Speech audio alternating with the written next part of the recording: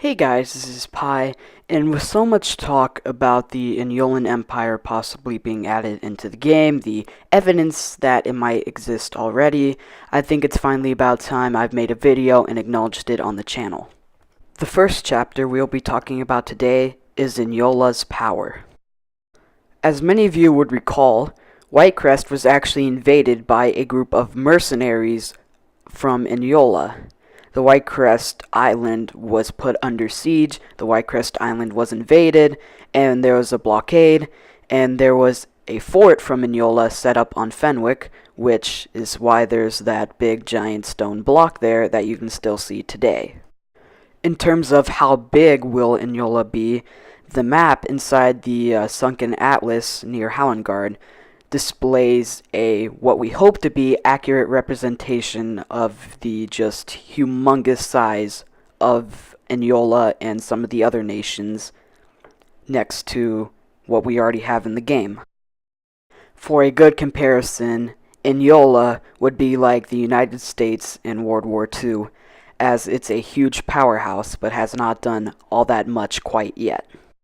Now, some of you might be saying that ironclads are going to protect you from the Inyolan Navy, but there are two problems with that. One, there will be an Inyolan secret weapon, as Nar posted earlier today on the Reddit. There is more for Inyola to be in store, and we could possibly see more ships in the next few coming days. As I'd hope most of you are aware by now, there is a lot of political things going on in the Tradelands world right now, and Inyola pressuring other empires to get their bills passed. And I find this especially particular because this means that the Tradelands world is a democracy, and that could ultimately lead to all kinds of different things changing at the will of the developers. Also, as I'd hope many of you are aware of, the political environment going on the Tradelands Reddit involves a, quote, coal bill, which involves the limited use of coal in factories and in steamships due to fears over cancer and coughing and just ultimate not goodiness. So now that I've talked about the power of Inyola and how it will be a major factor, especially in this ongoing war of pirates versus Whitecrest and Nova, and Hallengard really just being a puppet, let's talk about the political landscape.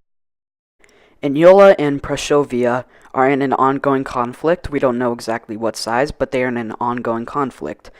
And it is thought to be that Inyola does not have any steamships, so what Inyola proposed yesterday is a coal bill. Now, a coal bill would limit the use of coal in factories and in, obviously, steamships like the Ironclad, the Poseidon, and the Neptune, and the Prometheus, the Fox, the Dragon, all the steamships in the game.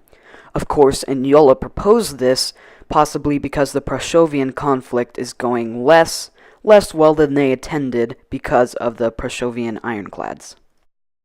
Although this may seem like a joke to many, and there have been many posts on the Reddit already mocking this and talking about uranium power and charcoal and whatnot, I find it a very interesting statement, especially since a lot of people are not happy about the clad spam going on from not just the Green Phantoms, okay? The Green Phantoms aren't the only ones who clad spam. Everybody clad spams in this war. Everybody has, everybody will, everyone's combat logged. Of course, more people have combat logged than other people, but it's just seen as an unfair advantage, and that's why Inyola wants to limit their coal usage. What this means for us is that we could possibly be going back to wooden ships for a little while, but most importantly, I feel like this is a great way to add Inyola into the game, and I'll talk about how Inyola could be added into the game a little later. Now back to the political landscape. As the negotiations were happening about the coal bill in Burkeland, today, actually about 15 hours ago, there was chaos in the summit as Inyola's 7th Fleet arrived in Burkeland today. Opponents accused Inyola of attempting to sway the vote over the controversial coal bill in its own favor. Many representatives of nations opposed the coal bill announced that they would be leaving the summit and will not attend the vote for fear of tension escalating to violence. Now, what is Burkeland's role in all of this? I think that Burkeland is a neutral environment, of course. I don't really know Burkeland. Nobody's been to Burkeland, and I haven't even found Burkeland on the oversized map. But what this means is that a lot of nations opposing the coal bill won't attend the vote, and that might lead, no, not might lead, but will probably lead to the coal bill being passed, and the limit of coal and steamships and factories. Now, if the coal bill was going to be passed, we have to think about the effects it would have on us. Of course, it would give Inyola a good reason to come into the Whitecrest area. Not entirely sure how they would come in, but it would give them a good reason to come in. And obviously, it would limit the war effort going on right now, which I think that the coal bill won't actually have their vote until this whole ongoing war is over. So now the question is, how can Inyola be implemented into the game? There's already been evidence of a map expansion. There's been evidence of where the ocean was extended and the plains don't entirely line up, and I believe I actually found that because on the day I did attempt to circumnavigate the map, I ended up finding that in multiple places where the water was expanded, and the entire map is much, much, much bigger, though it's even emptier than it ever has been before. So what that means is that the ocean was expanded, but there's nothing in it, which is a possible getting ready setup for, and judging by the scale of how big it was, it might be able to include the entire map that we've been hinted at thus far. Of course, we do not know if the wind directions in that area are going to be final or not, but now we have to talk about how Inyola could possibly be added if it were to be added today. Right now, the pirates are pretty much almost unanimously winning this war. And so I think that because of Halengard's decline, Inyola might occupy the island of Halengard and declare war against the pirates, and that would create a three-way war for Blackwind, which obviously they cannot win. Although they can fight back if Inyola is going to be as big as it was now, not if it was a player faction, but just in this world of lore, that Inyola would be able to beat back the pirates, and hopefully that the punishments for the pirates are not going to affect much gameplay.